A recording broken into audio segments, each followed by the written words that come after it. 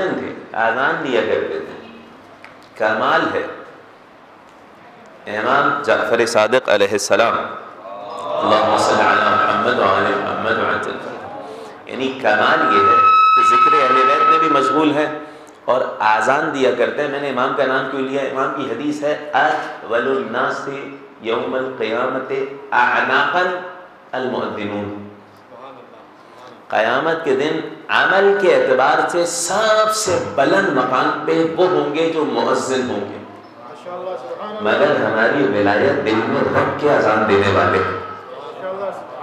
اطول الناس یوم القیامت اعناقا، اعناقا یعنی اکثرهم اعمالا. بلکہ اگر مجمع البحرین فخر الدین ترہی ان کی لغت کی جانب رجوع کیا جائے، مادہ عنق اسی حدیث کو نقل کیا ہے. یہ حدیث ثواب الاعمال سے ہے مصدر، اسی حدیث کو نقل کیا.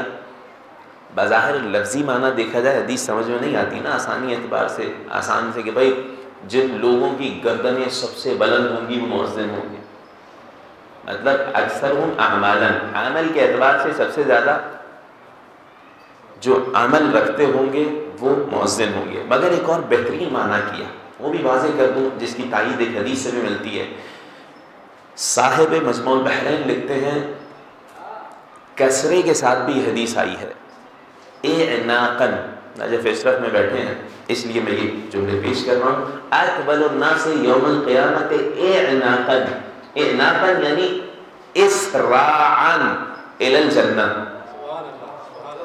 لوگوں میں سب سے زیادہ سرعت کے ساتھ جنت میں جانے والے مؤذنین ہوں گے، اور ان مؤذنین کے سردار جناب بلال ہوں گے. کون بلال؟ امام جعفر صادق علیہ السلام، اللہم صلی علی محمد وعلی محمد وعجل فرجہ. رحم اللہ بلالا انہ کان یحبنا اہل البیت، خدا کی رحمت شامل حال ہو بلال پر، ہم اہل بیت سے محبت کرتے تھے. وکان یقول، بلال کہتے تھے لن ارفع الاذان لاحد بعد رسول اللہ، رسول کے بعد کسی کے لیے اذان نہیں دوں گا، کسی کے لیے اذان نہیں دوں گا. خوب زد و کوب کیا گیا، حضرت بلال کو اذان نہیں دی. امام بلکہ پانچویں امام فرما رہے ہیں منذ ذلک اليوم ترک قول حی علی خیر العمل، جس دن سے بلال نے اذان چھوڑی اس دن سے اذان سے حی علی خیر العمل نکال دیا گیا. مؤذن ابا عبداللہ الحسین کا وفادار، اس کا ذکر ہے. اور کمال یہ ہے حجاج ابن مسروق کا ذکر نہ کروں تو یہ ناانصافی ہوگی. حجاج ابن مسروق جو مؤذن قافلہ حسینی ہے، جن کی آواز سے کوفہ جاگا کرتا ہے، جو جس جگہ مؤذن کی آواز سن کے جاگ کے عبادت کرے گا اس عبادت میں مؤذن کو بھی ثواب ملتا رہے گا. حجاج ابن مسروق بہترین آواز کے مالک ہے، اور بڑی شباہت پائی میں نے اس لیے ذکر کر رہا ہوں حجاج ابن مسروق کا. میں مرحوم حاجی غلام محمد ابن نجف علی میں اور امام علیہ السلام کے ذکر کرنے والے امام کے قافلے کے مؤذن حجاج ابن مسروق، میری جانب توجہ رکھیے گا. حجاج ابن مسروق وہ ہیں جو روزانہ قافلہ حسینی کے لیے اذان دیا کر رہے ہیں. اذان دیتے ہیں صرف شب عاشور کے بعد جو صبح آئی تھی، صبح عاشور جناب علی اکبر نے اذان دی تھی، ورنہ حجاج ابن مسروق بہترین آواز کے مالک ہیں، مؤذن ہیں، شاعر ہیں، مدح خوانی کرتے ہیں امام حسین کی بارگاہ میں. امام حسین کی شان میں اشعار کہتے ہیں، اور عجیب مرحلہ ہے.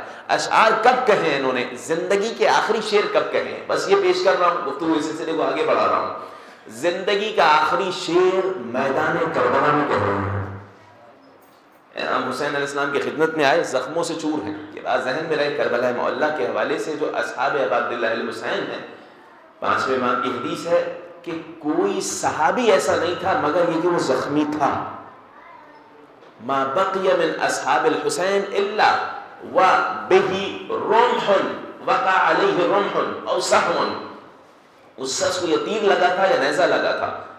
ایسے نہیں تھا کہ ایک کے مقابلے میں ایک ہی فوراً جا رہا تھا. پہلے حملے میں 50 کے قریب لوگ شہید ہو چکے تھے. اب سنیے گا، ایسے میں جو جا رہا ہے، جتنے لوگوں کو واصل جہنم کر رہے ہیں، پہلے سے زخمی ہے. وہ حجاج ابن مسروق پہلے لڑکے آ چکے ہیں، زخمی بھی ہیں. امام حسین کی بارگاہ میں آئے، اجازت چاہیے.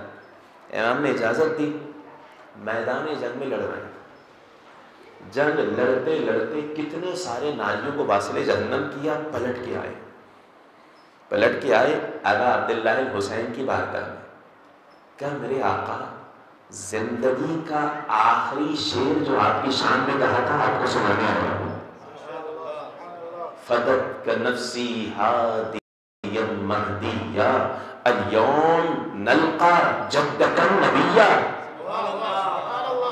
نجف اشرف میں بیٹھا ہوں، ترجمے کی ضرورت نہیں ہے۔ فدت کا نفسی ہادی مہدیہ اليوم نلقا جدکا نبیہ ثم اباکا غندا علیہ۔ مولا عقیدہ سن لیجئے، ذاک الذی نعرفہ ولیہ۔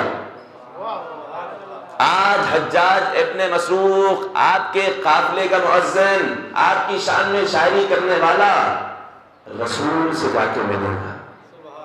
فدت کا نفسی، میں قربان آپ پر مولا، ہادی مہدیہ، ہادی آپ ہیں، مہدی آپ ہیں۔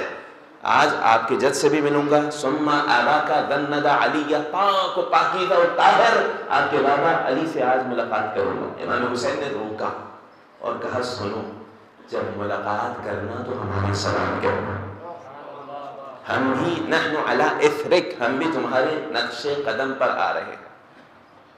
مولا عقیدہ سن لیجئے، فدت کا نفسی ہادیا مہدیہ اليوم نلقا جدک النبیہ ثم اباکا غندا علیہ ذاک الذی نعرفہ ولیہ۔ عقیدہ یہ ہے کہ علی کو ہی ولی مانتا ہوں اور کسی کو نہیں مانتا۔